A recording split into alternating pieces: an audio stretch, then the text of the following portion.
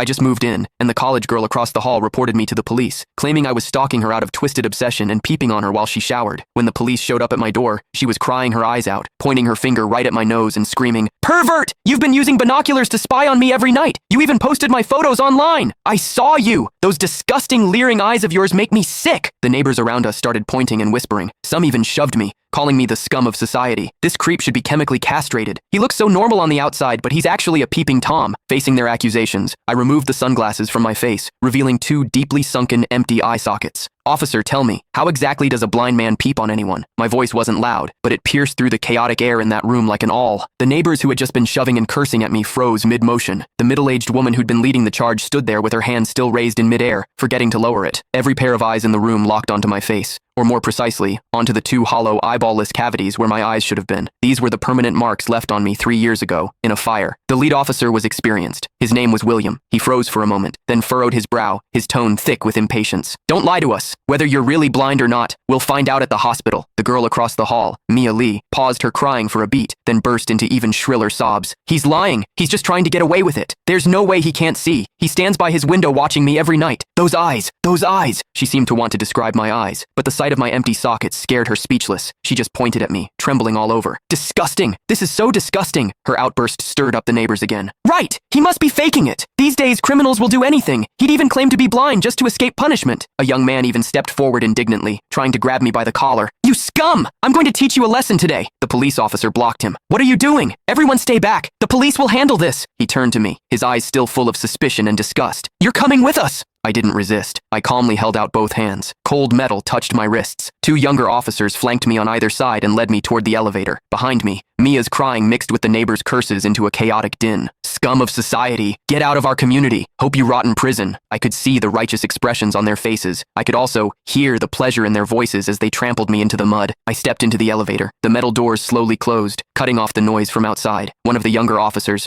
probably new to the job, couldn't help but ask me quietly, Are you really blind?" I tugged at the corner of my mouth but didn't answer. The other officer patted his shoulder, signaling him to keep quiet. But I knew that in their minds, the scales had already tipped completely in favor of that tearful young girl. After all, it was a young, pretty, pitiful college student on one side, and on the other, a suspicious man living alone, wearing sunglasses. In their eyes, it was crystal clear who was the victim and who was the perpetrator. What they didn't know was this. Sometimes, what the eyes see is the biggest lie of all. And I, a blind man, had seen something that none of them had. For instance, when Mia accused me, her heartbeat was steady, without a single ripple of genuine emotion. The interrogation room at the police station was harshly lit by fluorescent lights, and the air smelled faintly of mildew. I sat on a cold metal chair. Across from me were William and a female officer taking notes. Click the link in my bio to get the full story for free.